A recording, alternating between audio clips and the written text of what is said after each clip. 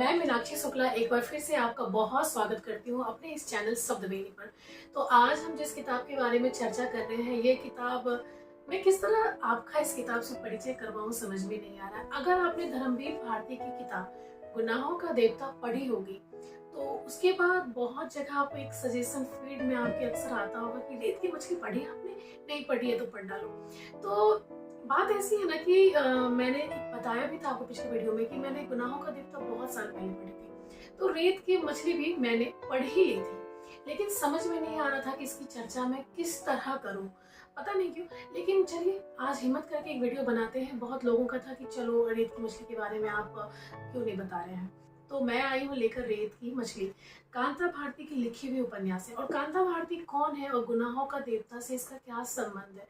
तो गुनाहों का देवता जो कालजयी उपन्यास अगर आपने पढ़ी होगी तो इसके मोह पास से निकलना आपके लिए आसान नहीं होगा। तो धर्मवीर भारती ने लिखा भी मतलब गजब की फैंटेसी की दुनिया, रोमांटिसिज्म की एक नई गाथा कहती है उस समय में, और आज भी उतनी ही लोकप्रिय है। लेकिन जब 26 साल के बाद रेत की मछली लिखी गई तो जैसे कि साहित्य के क्षेत्र में बड़े बड़े जो साहित्यकार होते हैं, समझिए कि उसके स्याह चेहरे पर एक तमाचा जैसा है रेत की मछली। रेत की मछली धर्मवीर भारती की पहली पूर्व पत्नी कांता भारती ने लिखी। 26 साल के बाद यह उपन्यास आई तो आते ही जो स्वाभाविक था वो तहलका मचा। अब क्या है इस किताब में, चलिए इस किताब के बारे में थोड़ा आपको हम बताते हैं। रेत की मछली के अहम किरदार है शोभन और कुंतल।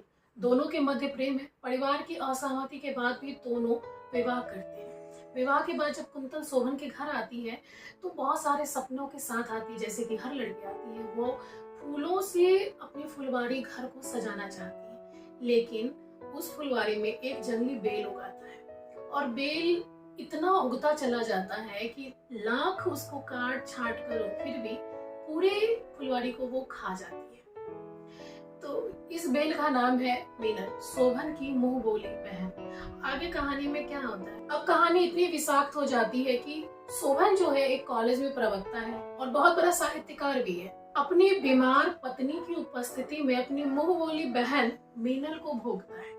किताब में ऐसी कितनी ही चीजें हैं जो आपको असहज कर देती है, और वो किरदार यहीं पर नहीं रुकता शोभन का, वो अपनी पत्नी को भी कहता है साथ में आओ।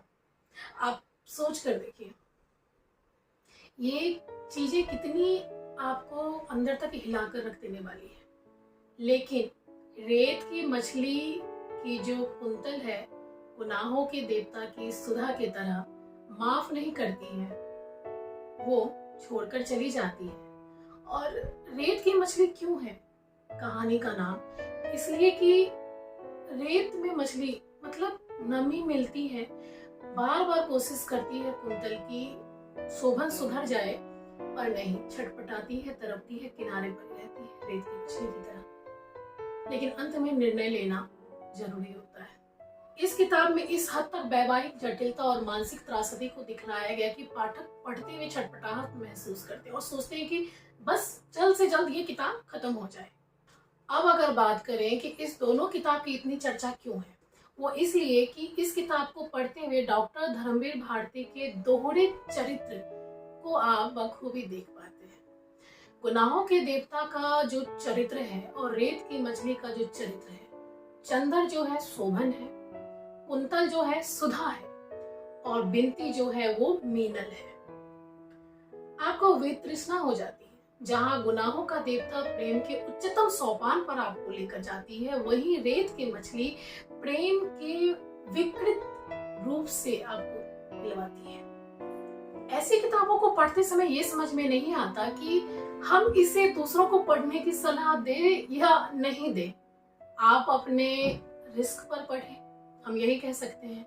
हाँ, अगर हम किताब की बात करें तो जहाँ गुनाहों का देवता एक कल्ट स्टोरी जैसे है, उसमें भाषागत सौंदर्यता, व्याकरणिक दृष्टि से जो उच्चतम सोपान उन्होंने छुए हैं और जो कहानी लिखी गई है वो हमेशा बनी रहेगी, और जो खूबसूरत बिंबों का प्रयोग हुआ है वो अपने आप में अनूठा है। ये किताब कभी भी कहीं भी नहीं जाने वाली है। ये कालजयी है तो कालजयी रहेगी, वहीं रेत की मछली जब आप पढ़ते हैं उसमें भाषागत त्रुटियां बहुत है। और उसके बाद जो है बिंब का सिर्फ एक जगह प्रयोग हुआ है, वो है जंगली पे फुलवारी को जो खा जाती है। तो आप तय करें कि आपको पढ़ना है या नहीं पढ़ना है। मैं मीनाक्षी शुक्ला इजाजत लूंगी और आपसे जरूर जानना चाहूंगी कि मेरी ये समीक्षा आपको कैसी लगी। बहुत शुक्रिया बने रहने के लिए। धन्यवाद।